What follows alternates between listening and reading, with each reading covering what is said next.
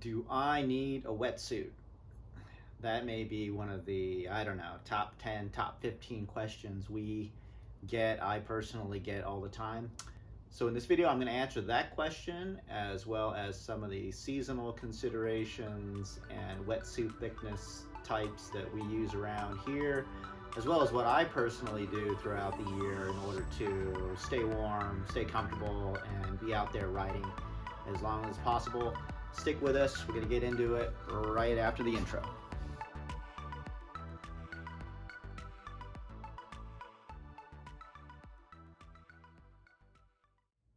Hey guys, it's Ben with AWKWA, Arizona Windsurfing, Kiteboarding, and Wingfoiling Association.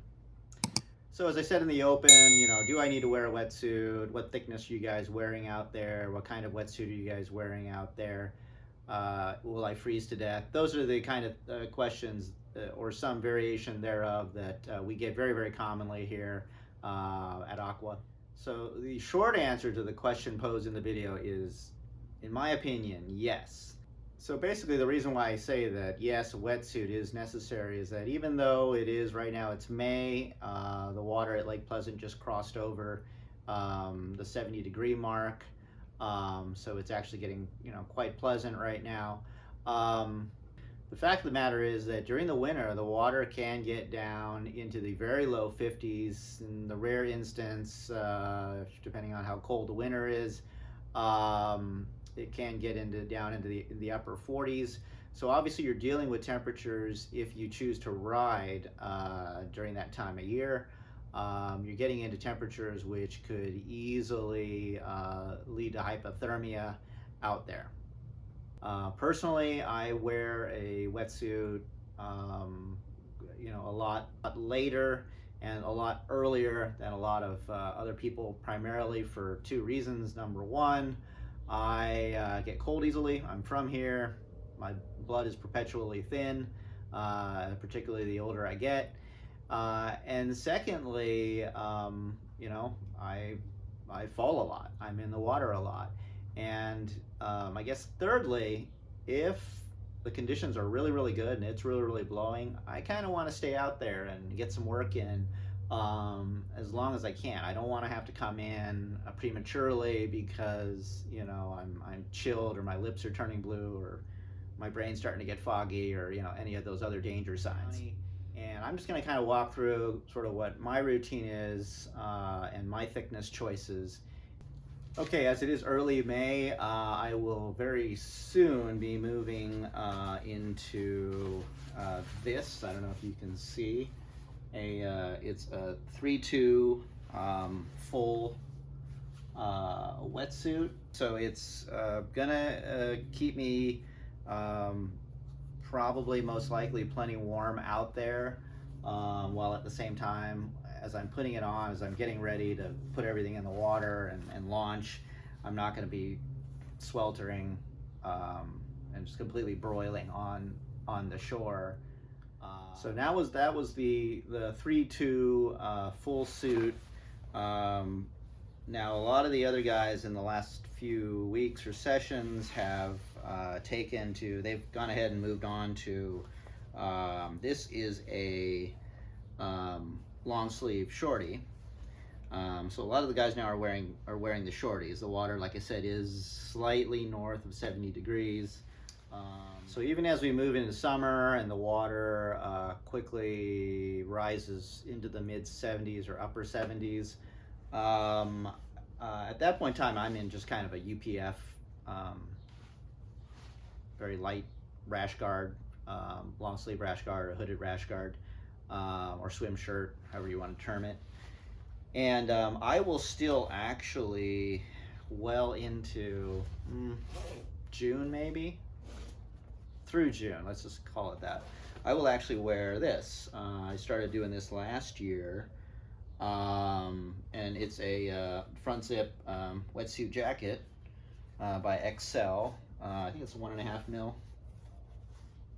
It says 2.1, so maybe it's either it's a 2.1 or it could be a 2 millimeter. Anyways, the other thing I love about this thing too, it has they have this stuff that really just blocks and stops the wind. So I mean, I could be out there, you know, almost till sundown this time of year, and you know, I'm good to go when the other guys in their shorties are you know, packing up. And the added benefit, and the thing I love about the zip up jacket is you know, if it is too warm, or you just happen to be taking a break on shore, you know, zip it off, take it off. It's not, you know, some big operation or production to get a full-on wetsuit off, or even a shorty off. So I will do that through most of, if not all of the summer, through very, very early fall, because it still continues to be warm here. As those of you know who have been here or lived here for a while, it does stay warm and balmy through pretty much middle of October, actually, okay? And so around there, the water temperature actually begins to drop pretty rapidly around Halloween, I would say. Obviously, as the nights become longer, days become shorter. And so I will then just basically reverse everything I've shown you. I'll then from there move probably to long sleeve shorty, and then, you know, maybe a 3-2 at that point in time. And then perhaps, you know, by mid-November or so, when the water has now crossed below 70 into the, you know, mid-60s, low 60s, I'll then move to a 4-3. Until at some point in time I get to, this is really my bread and butter suit. This was a game changer when I first picked it up. It's an ion core strike. It's a full suit. It is technically it's a 4.5, 3.5, so almost a 5.4. What can I say? Like I said, I get cold easily. But I can wear this, as cold as I easily get, I can wear this happily year round. It's not, and I've done it, it's not that big a deal. But let's say by Thanksgiving, I'll be in a dry suit. And so I'll be using that November, December, January, through maybe very, very early February. Now, for those of you who are interested, I did review 3 of the most popular dry suits for water sports, and particularly kiteboarding, windsurfing, wingfoiling. So the link will be up here. But like I said, this will be my best friend through most of the year. Even if I didn't have the dry suits, I could wear it. Anyways, but it has the, you know, it's like the modern, I guess it's technically a semi-dry, and it has the inner plush liner that works oh so well. Okay, so this is a different ion full suit, same class basically, but this is technically a 4.3, and it's turned inside out obviously, and it's a front zip, so it has this, I don't know if the camera can see it, but it has this sort of very interesting patterned plush material that works super, super well at keeping your core and everything else nice and dry and comfortable.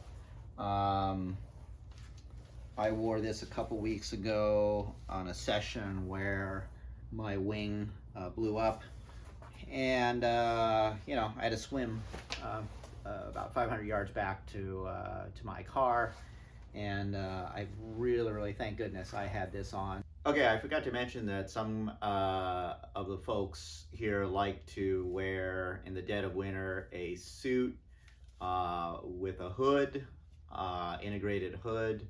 I have one. I have yet to use it, but I do love the concept of the hood. So for the last 2 seasons, I've taken to wearing this guy here. It's just a little cheapo thing I got off of Amazon. I like it because it has the Velcro chin strap, and easy to take on, easy to take off. Man, this thing keeps you on the water. Does a great job of keeping your head warm, toasty, head being cold is never an issue, and it's only probably 1 or maybe 2 mil at most. So and yeah, that, friends, is what I personally do, what my wetsuit or thickness regimen is throughout the year, and the reasons why. If you found this video useful, we sure would appreciate it if you would hit like right there at the bottom, as well as if you haven't already, do subscribe to the AWKWA YouTube channel by clicking on the subscribe button below to get notified of the latest videos, contents, and answers to questions like this one as they come out. And until next time, this is Ben with AWKWA, as always, wishing you good winds and happy sailing.